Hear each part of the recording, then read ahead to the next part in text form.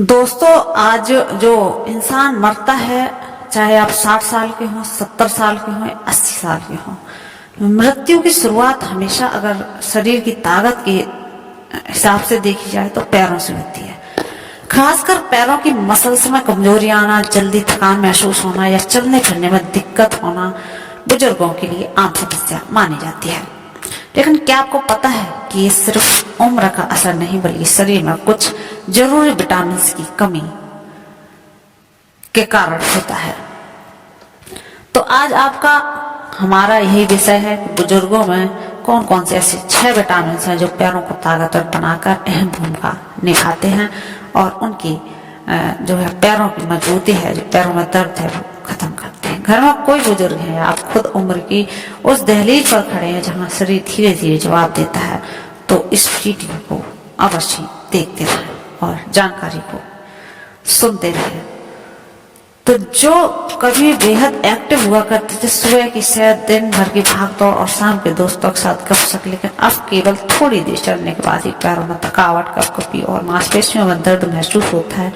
ऐसा क्यों होता है? क्योंकि उम्र बढ़ने के साथ साथ हमारी बॉडी में कुछ विटामिन की मात्रा कम होने लगती है, जो हड्डियों, मसल्स और नसों की कार्यप्रणाली के लिए जरूरी है। जिस तरह सूरज की पहली किरण धरती को रोशन करती है, उसी तरह विटामिन डी हमारे शरीर और हड्डियों और मांसपेशियों को शक्ति देती है।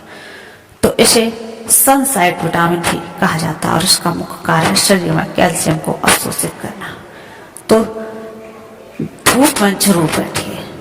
जब शरीर में विटामिन डी की कमी होती है तो हड्डियां कमजोर होती हैं, जोड़ों में दर्द शुरू होता है, फिर चलना फिरना भी मुश्किल हो जाता है। इसलिए रोजाना सुबह या शाम को कम से कम 20 मिनट से 30 मिनट तक धूप में बैठना बेहद जरूरी हो जाता है। ध्यान रखिए कि धूप उसकी पीठ, कमर और पैरों तक सीधी पहुंचनी चाहिए ताकि शरीर को पूरा लाभ मिल सके। इसके अलावा अंडे की जर्दी, दूध और मछली जैसे खाद्य पदार्थ विटामिन डी के अच्छे स्रोत माने जाते हैं, तो आप उनका भी सेवन करते हैं। बुजुर्गों के लिए उसकी आवश्यक लगभग 800 से 1000 IU प्रतिदिन मानी जाती है। अगर आपकी डाइट या धूप से यह मात्रा पूरी नहीं हो रही है तो डॉक्टर की सलाह से सप्लीमेंट लेना एक समझदारी भरा कदम हो सकता है। विटामिन B12 नसों का रखवाला है, तो विटामिन B12 के लिए उम्र बढ़ने के साथ साथ जैसे नसें कमजोर होती जा रही, शरीर का संतुलन बिगड़ने लगता है, यह विटामिन पैरों की ताकत बनाए रखने और शरीर की कोऑर्डिनेशन क्षमता को बेहतर बनाने में मदद करता है। शोध बताते हैं कि जिन बुजुर्गों के शरीर में B12 की मात्रा पर्याप्त होती है, उनकी मसल्स अधिक मजबूत होती हैं और वो फिजिकली ज्यादा एक्टिव रहते हैं। B12 मुख्यतः नॉनवेज फूड्स जैसे अंडे, मटन, चिकन और फिश, दूध में पाया जाता है। शाकाहारी लोगों के लिए फर्टिफाइड अनाज सप्लीमेंट एक विकल्प हो सकते हैं।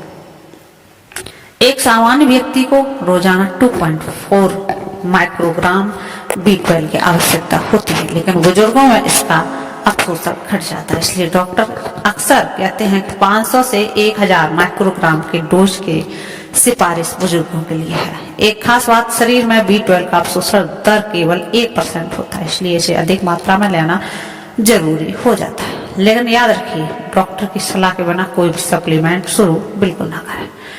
विटामिन B12 की कमी के लक्षण की बात करें तो थकान, कमजोरी, सांस लेने में तकलीफ, चक्कर आना, त्वचा का पीला पड़ना, भूख कम लगना, वजन घटना, कब्ज या दस्त होना, तंत्रिका तंत्र से जुड़ी समस्याएं, ये सब विटामिन B12 की कमी से होती है। शाकाहारी लोग में विटामिन B12 की कमी अधिक देखी जाती है क्योंकि यह विटामिन मुख्य रूप से मांस, मछली और अंडे में ही पाया जाता है। लेकिन चिंता न करें, कुछ शाकाहारी खाद्य पदार्थ भी हैं जो विटामिन B12 की कमी को दूर करने में मदद कर सकते हैं। दही है। दही विटामिन B12 का एक अच्छा और बढ़िया स्रोत है। यह प्रोबायोटिक्स से भी भरपूर होता है जो पाचन तंत्र को स्वस्थ रखने में मदद करता है। नंबर 2 पर है मशरूम। मशरूम की जो सब्जी होती है उसमें भी विटामिन पर्याप्त मात्रा में होता है।